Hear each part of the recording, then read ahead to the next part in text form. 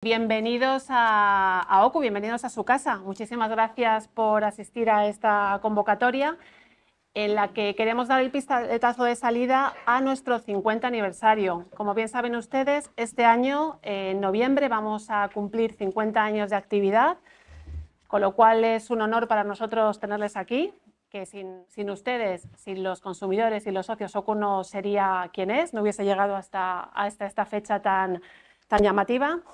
Y este año lo que vamos a hacer es trabajar de manera temática y vamos a dedicar un mes para hacer un foco específico en determinadas áreas que creemos que son muy importantes para el consumidor, para la sociedad, para nuestro mundo.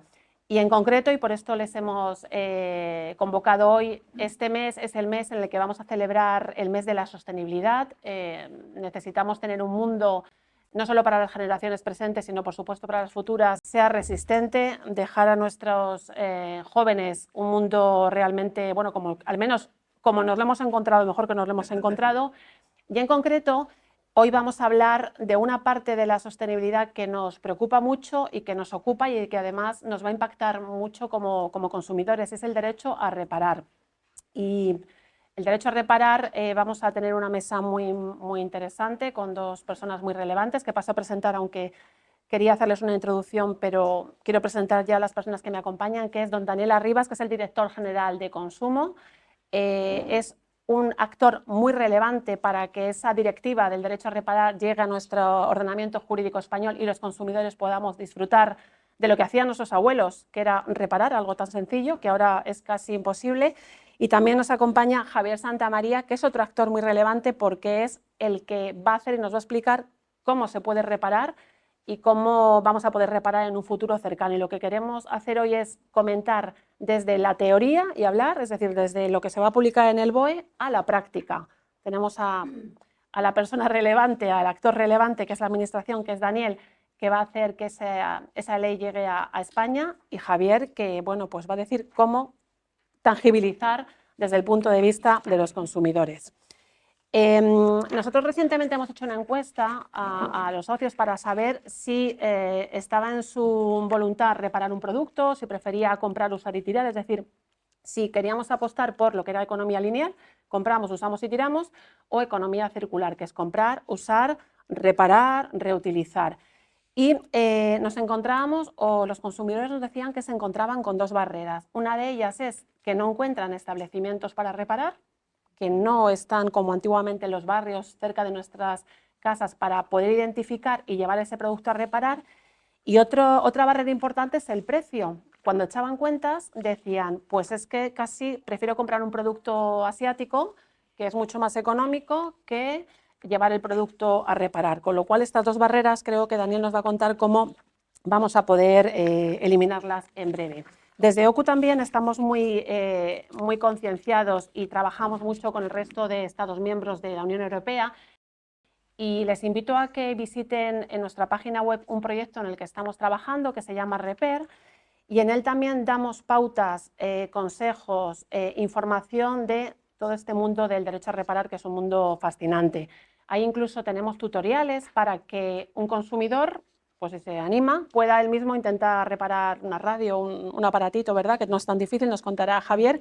Y les invito a que visiten esta página porque desde luego tiene información muy interesante y muy útil, como nos gusta a nosotros, ser útiles en el día a día. Y luego también queremos, antes de ya pasar a la mesa de debate, que es lo interesante, queríamos presentar un manifiesto. Este manifiesto, que tenemos colgado también en nuestra página web, no está destinado directamente a los consumidores, pero sí a las empresas. Queremos que las empresas se comprometan a impulsar este derecho a reparar, a impulsar que haya un registro donde haya reparadores y el consumidor los tenga muy a mano para saber dónde tienen que dirigirse. Queremos también, además, que los productos reacondicionados, que es una definición que no está muy clara todavía y todavía que no es homogénea en todos los Estados miembros, pues queremos que se impulse a que haya una definición legal y clara en toda Europa de qué es un producto reacondicionado. Queremos que tenga una garantía también superior a un producto de segunda mano, que como bien saben ustedes tiene un año. Queremos que haya una garantía de 2 años y que al final del día al consumidor le merezca más la pena, desde el punto de vista económico y desde el punto de vista de tener un medio ambiente que perdure, reparar y comprar este tipo de productos reacondicionados. Y desde aquí invitamos también a las empresas a que echen un vistazo a ese manifiesto, se unan, nos apoyen y entre todos podamos hacer que esta norma vea la luz muy rápidamente. Y ya pues, sin más, vamos a escuchar a nuestros invitados, que es lo importante del día. Vamos a tener aproximadamente unos 45 minutos de debate con preguntas y luego, por supuesto, les vamos a dar la voz a ustedes, que también nos interesa mucho su opinión, lo que ustedes piensan al respecto, sus preguntas o sus respuestas. Y si os parece, vamos a comenzar con nuestro director general, nuestro querido director general de consumo, don Daniel Arribas. Y a mí me gustaría preguntarte, Daniel, nuestro ministro, el señor Agustín Duy, recientemente ha hablado de la tramitación de esa nueva ley de consumo sostenible. ¿Qué expectativas tenemos? ¿Qué plazos tenemos? ¿Cuándo podremos ver esta normativa en España? Hola, en primer lugar, buenos días a todos y todas y muchas gracias a OCU por la invitación, porque yo creo que este es un tema fundamental que interesa mucho a las personas consumidoras y que queremos que también interese mucho a las empresas. Bien, esta directiva de la que venimos hablando, que se ha conocido coloquialmente como la Directiva de Derecho a Reparar, está enmarcada dentro de un paquete más grande de normativa de la Unión Europea, que podríamos juntar con otras dos directivas, la denominada de empoderamiento de los consumidores para la transición ecológica, que también pretende que los consumidores tengan más información sobre el impacto ecológico de sus decisiones de compra o luchar contra lo que se ha denominado greenwashing, ecoblanqueo, y una tercera directiva que está todavía en tramitación, la conocida como alegaciones medioambientales, es decir, que todas aquellas alegaciones que hagan las empresas sobre el desempeño medioambiental o el impacto ecológico de sus productos, pues tengan una base veraz.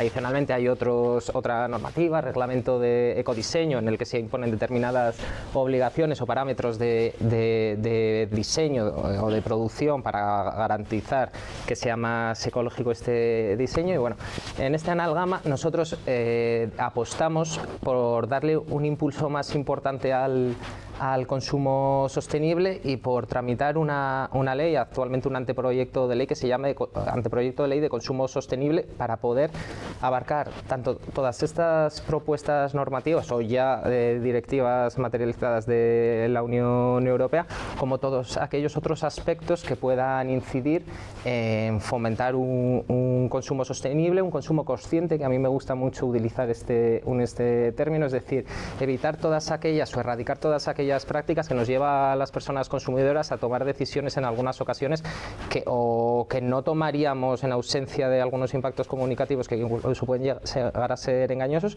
o incluso tomar decisiones que puedan ser perjudiciales para nuestros intereses económicos o no las más idóneas. En este marco, que es bastante complicado transponer 3 directivas de forma conjunta más otras medidas adicionales, actualmente estamos terminando de ultimar el borrador del texto, que se someterá a un trámite que se llama de audiencia pública, es decir, que se da a conocer a la sociedad para que tanto los particulares, las empresas, las personas individuales, organizaciones, asociaciones puedan indicar aquellos aspectos que consideren que puede ser mejorable. Y una vez pasado ese trámite, lo enviaríamos al Congreso de los Diputados con la convicción de que, como es un tema en el que es fácil que que todas las personas, todas las diferentes opciones políticas encontremos nexos de unión, pues esperemos que pueda haber una tramitación rápida y que sea efectiva. Muchas gracias, Daniel. Que haya consenso, ¿no? Que lo necesitamos efectivamente. Y te quería preguntar, Javier Santamaría, sé que querías explicar un poco qué es Anovo, ¿no? Porque al director general le conocemos más y la actividad de la administración, pero ya te lanzo la pregunta, aunque nos expliques qué es Anovo, y es si tú crees que con lo que ha contado Daniel, el director general de consumo, está el mercado preparado para recibir esas 3 directivas y sobre todo esta, y ver cómo está el mercado, ¿no? Para recepcionar esa norma que está por venir. Pues lo primero de todo, tal como ha dicho Daniel, agradecer a la OCU esta invitación. La verdad que para nosotros es una oportunidad fantástica para compartir con la audiencia, que la verdad es que estoy ciertamente sorprendido, porque es que está totalmente lleno. ¿Qué significa el poder reparar? Y muchas veces nos sorprenden los comentarios de, pero ¿se va a poder reparar los productos? Hombre, Anovo es una empresa que tiene 25 años. Espero que sí. A mí me quedan todavía unos cuantos. hasta que o bien la lotería o bien la empresa me permita retirarme. Entonces, espero que estas transposiciones nos incremente la capacidad de reparar. Y sobre todo yo creo que es la comunicación y entender un poquito qué hacemos las entidades que reparamos, ¿no? Por eso el hacer una presentación muy breve que creará alguna duda, pero al menos que solvente alguna. Con solventar una duda de las que tengan ustedes o los que nos escuchen me parecerá correcto. Nosotros lo hemos llamado el derecho a reparar, porque creemos que es importante que la gente tenga ese derecho a reparar y a que sea reparado el producto. ¿Por qué? Ya no solo por el tema económico, que es el driver fundamental, no nos equivoquemos, ¿eh? Una empresa no funciona salvo que económicamente esto funcione. Y la segunda es cómo hacerlo, pues que se regule de alguna forma y que se habilite esas capacidades técnicas, ¿no? ¿Tú crees que está preparado el mercado para los cambios que van a significar la directiva? La respuesta es sí. Ahora, ¿está el mercado informado para llevarlo adelante? Creo que no. Entonces, yo creo que el ejemplo está ahí. Empresas, Anovo posiblemente sea la empresa más grande que hay en España, 1.300 personas, con las desviaciones que han visto de personal. Sí que estamos preparados y si hace falta hacer nuevas inversiones.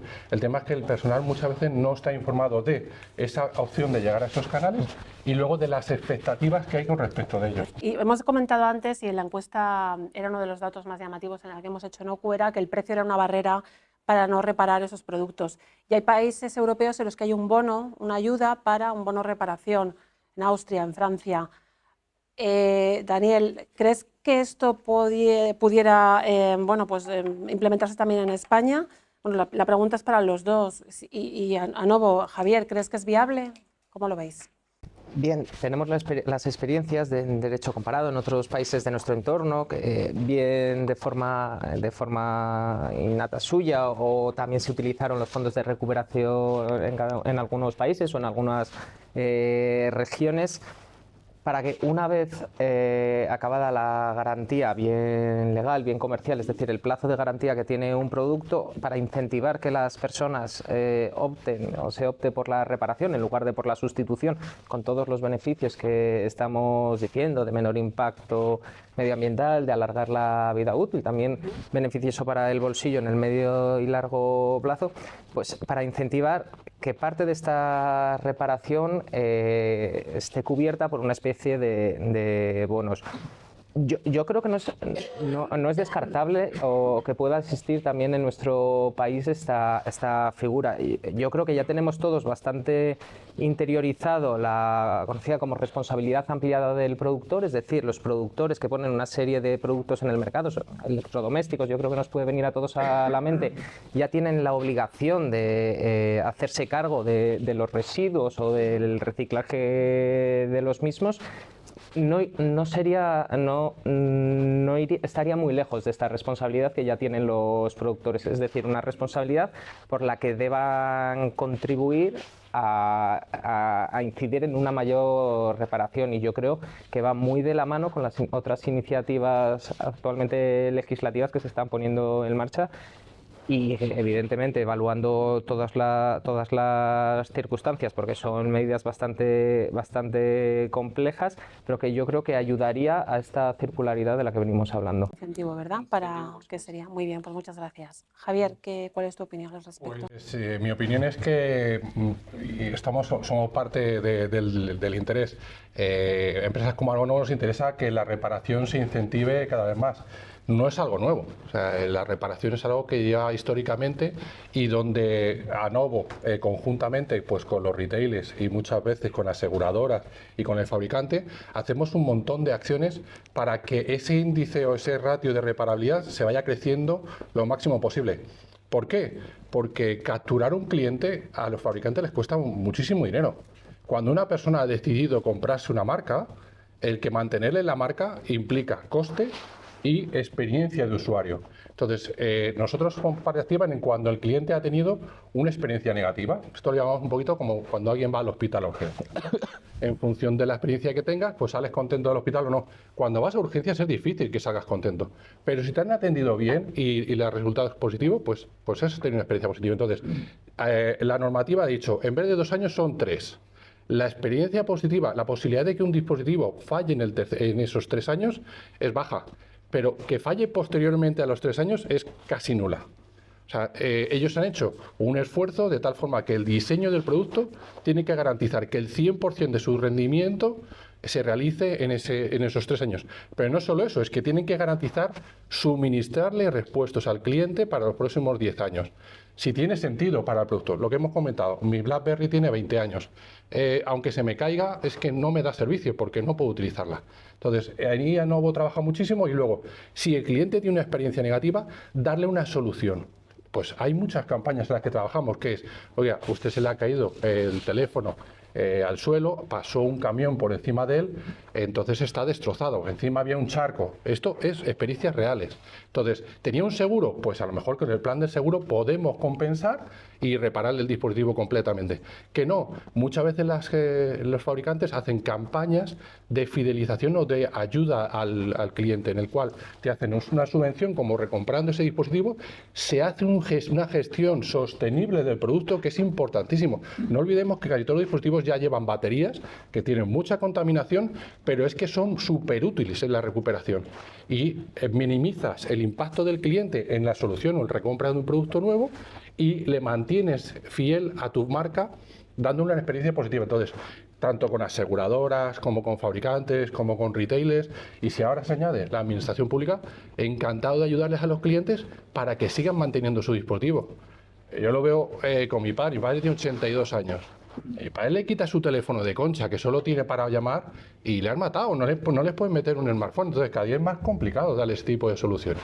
Entonces, sí, y todo lo que se haga se está haciendo ya y encantado de meter nuevas opciones. Todos son ventajas, como estamos viendo. Es una maravilla, claro que sí. Venga, vamos a seguir avanzando.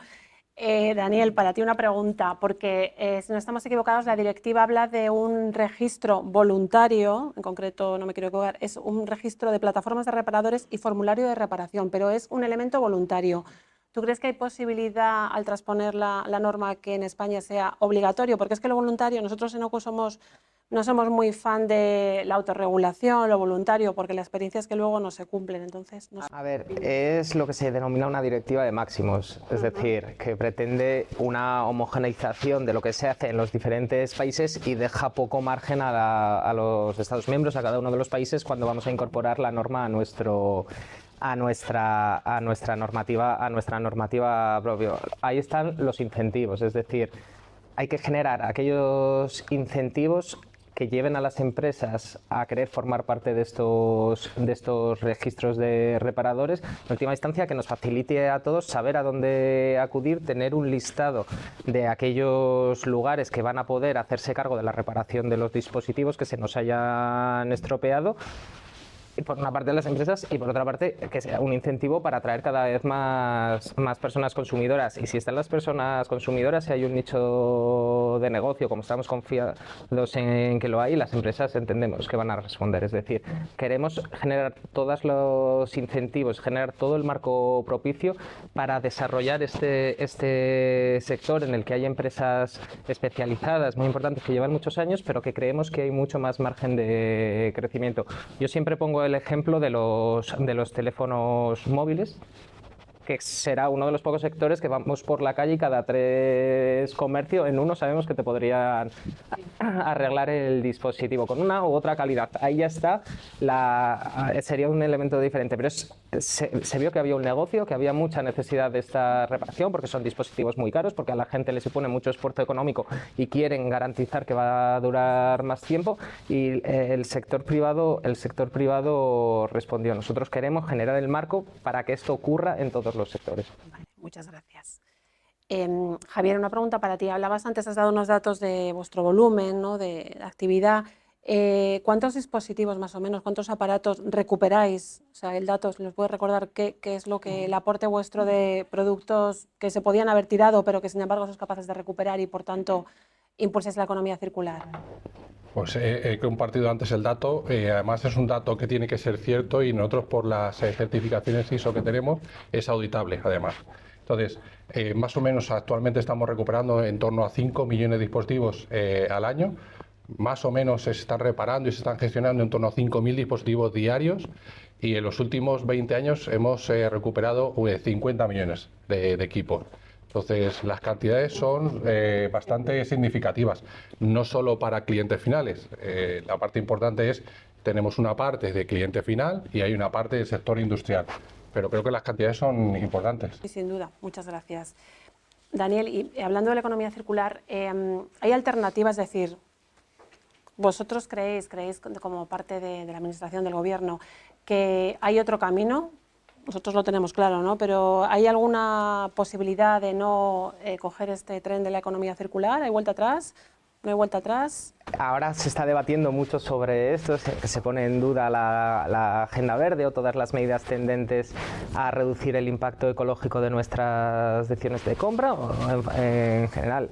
Es que queramos o no, vamos hacia ello. Cuando se habla de recuperar, de dar una segunda vida, también el efecto es dejar de utilizar recursos nuevos que son finitos. Todos estos dispositivos electrónicos necesitan una serie de materias primas cada vez más costosas, finitas, que el hecho de darles una segunda, tercera o garantizar que sigan permaneciendo es lo que resulta a determinados sectores permanecer viables. No hay recursos para poder seguir produciendo y consumiendo ilimitadamente todo lo que necesitamos. Por tanto, garantizar que lo que ya tenemos producido alargue su vida útil y cuando se acabe su vida útil en esta circularidad poder reutilizar esos recursos, yo creo que no es que lo crea yo, es que estamos en esa realidad, queramos o no queramos. Claro, no hay alternativa, pero es verdad que ahora en Bruselas se está discutiendo mucho si hemos ido muy deprisa con la transición a lo verde, si hay que parar, sobre todo por las empresas. Es verdad que se está moviendo ese debate y por eso te quería preguntar y posicionarnos, ¿no? Un poco, que creemos que efectivamente poca alternativa hay porque no hay otros caminos. Respecto a la reparación, que antes la tenían nuestros abuelos, ¿no? Nuestros padres, quizá muy interiorizada, y ahora pues esa cultura se ha perdido un poco.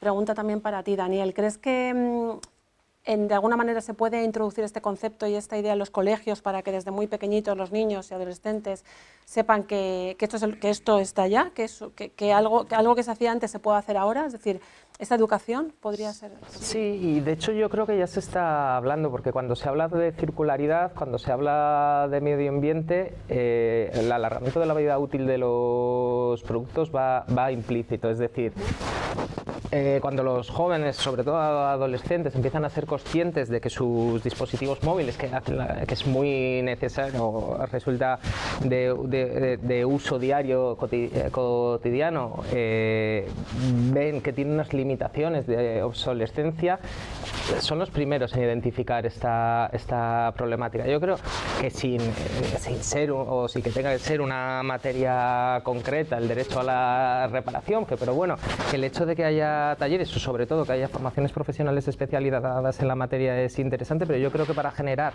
esta conciencia colectiva sobre el derecho a reparar y sobre la importancia de reparar, yo creo que vamos bien encaminados en todas aquellas medidas enfocadas a enseñar a la infancia sobre consumo sostenible en su conjunto, es decir, que ya abarca todo lo que estábamos comentando. Perfecto, muchas gracias.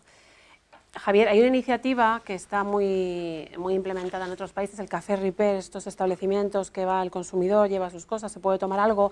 ¿Qué nos puedes contar de esa iniciativa? ¿En España se está llevando a cabo? ¿La lleváis? ¿Cómo ves en un futuro cercano si puede estar más establecido en nuestro país? Pues mira, afortunadamente las empresas somos bastante más rápidos que las administraciones y nosotros nos pusisteis el reto y lo hemos demostrado, ¿no? Tenemos a 2 personas ahí fuera que están reparando dispositivos de los socios de la OCU y le están enseñando, pues delante de ellos, cómo van a hacer el análisis y si tiene su dispositivo reparabilidad, e incluso si hemos tenido la suerte de traer alguna de las piezas para reparar ese dispositivo, se lo vamos a reparar en tiempo real. Entonces, estamos plenamente convencidos. Sí que es difícil, y lo hemos estado comentando hace un momentillo, yo soy segoviano de Cuatro Caminos, ¿no? Entonces, el pueblo de mi madre tiene hoy un habitante. El fin de semana tendrá unos 40. Entonces, ¿reparar dónde?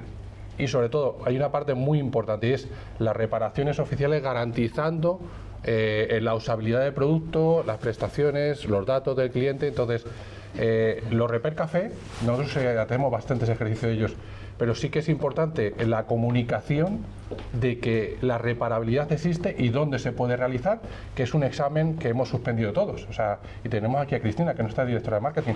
Yo creo que ha recibido bastantes cogotezos de que no somos capaces de comunicar a los clientes nuestras capacidades y dónde se pueden acercar a nosotros.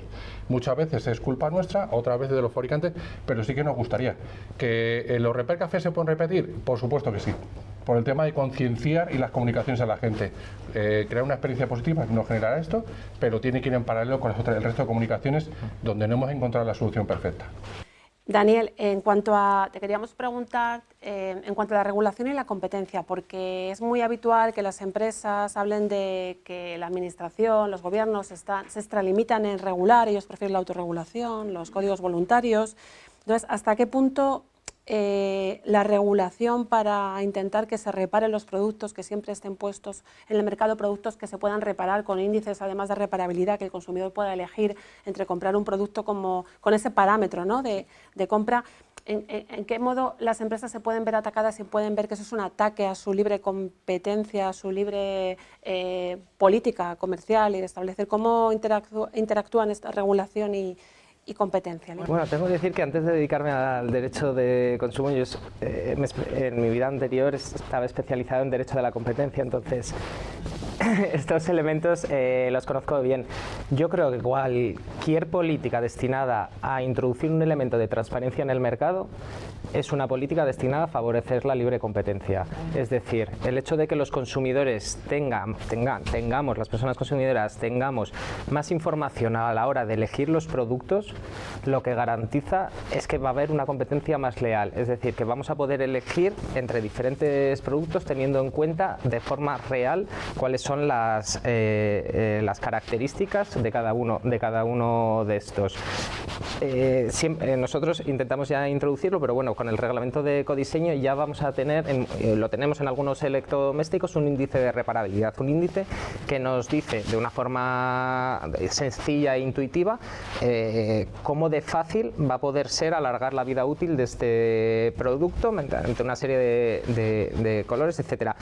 Yo cuando voy a ejercer mi derecho de compra voy a poder valorar no solo el precio, sino pensar en el medio y largo plazo. Es decir, igual aunque un dispositivo me cueste un poquito más de inicio, si sé que va a tener una vida útil superior, sé que me voy a gastar o voy a tener un desembolso económico inferior en el medio y largo plazo. Esto a mí, como persona consumidora, me favorece porque voy a poder tomar una decisión de acuerdo con mis intereses. Igual quiero, porque solo puedo hacer un desembolso menor en el corto plazo y escojo un producto con menos opción de reparabilidad, pero ya está dentro de la libertad de cada consumidor poder tomar esas decisiones. Y creemos que el hecho de que los consumidores, las personas consumidoras, tengamos esta información también va a fomentar que las empresas quieran producir productos que se hagan mejor reflejados en estos índices, es decir, a los que se les otorguen mejores puntuaciones en edades de reparabilidad, porque va a ser el que capte mayor atención a los clientes. Entonces, no se está restringiendo su competencia ni su libertad de empresa, sino que se está dando más garantías a los consumidores y se está dando más información a los consumidores. Entonces, creo que por ese lado no hay problemas. No hay conflicto. Y también, siguiendo contigo, Daniel, quería preguntarte, en el ranking de reclamaciones de OCU, y yo creo que también en vuestras reclamaciones que manejáis, vuestras estadísticas, las reparaciones en domicilio dan lugar a mucho fraude, mucho engaño, porque bien no hay un presupuesto previo, porque aparecen posicionadas en los buscadores las primeras y no son las mejores, y un consumidor, pues cuando necesita reparar algo y tiene urgencia, llama lo primero que se encuentra, y muchas veces pues esto, con una urgencia, ¿no? ¿En la ley de consumo sostenible en algún momento habéis pensado o vais a introducir algún elemento corrector o de doble garantía para los consumidores para evitar este tipo de fraudes? A ver, aquí tenemos mucha problemática dentro.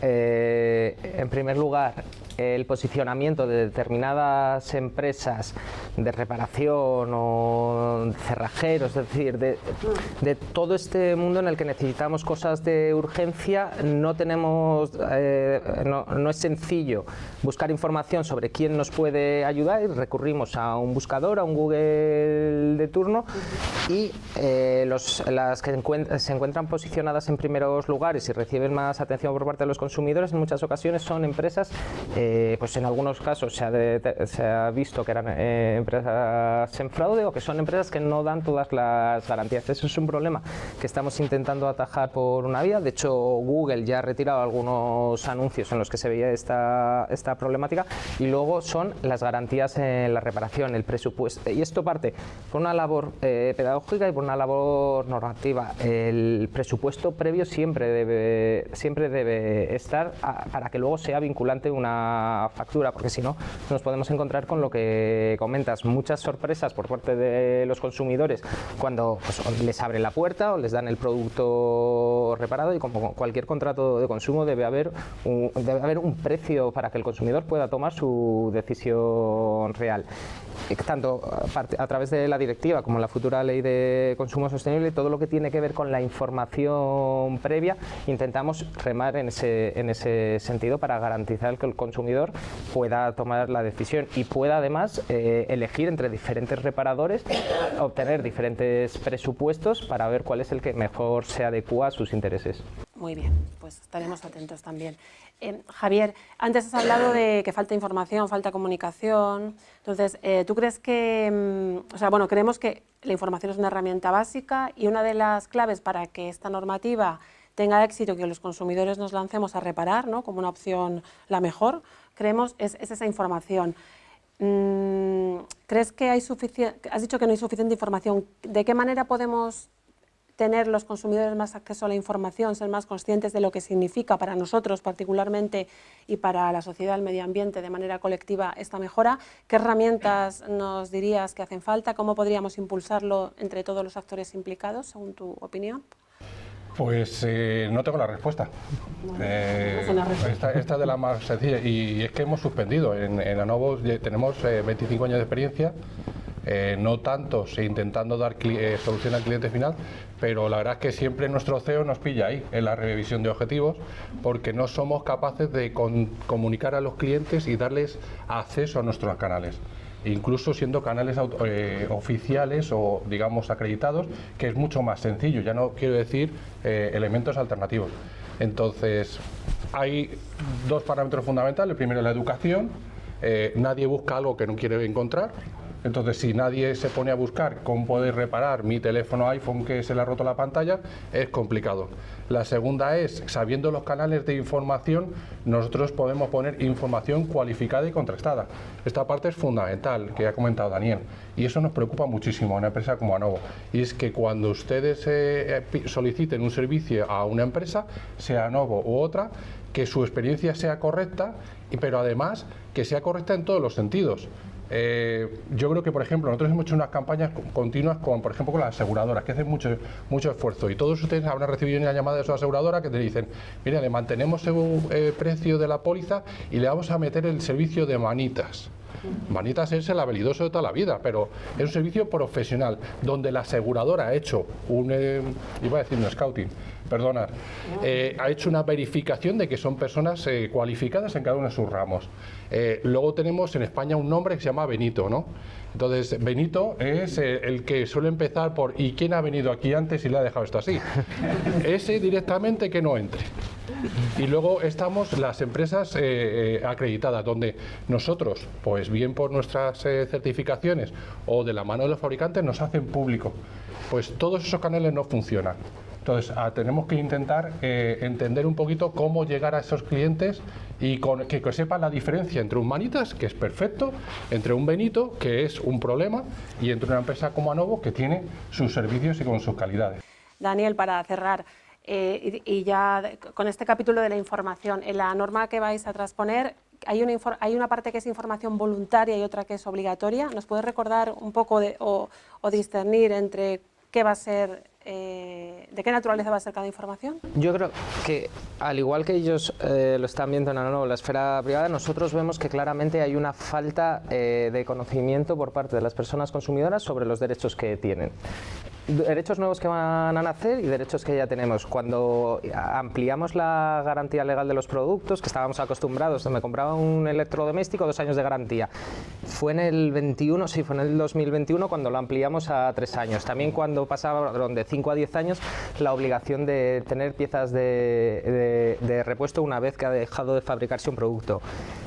Vimos que no llegaba esa información a las personas consumidoras. Ahora los productos, o bien en el punto de venta, van a tener que tener de forma más visible para que todas las personas consumidoras sepan que tienen este derecho, porque muchas veces se nos puede estropear un producto a los 2 años y se opta por eliminarlo y comprar otro sin ser conscientes las personas de que tenemos ese derecho de garantía, o incluso algunas empresas que tienen una garantía comercial más allá de estos 3 años de la ley.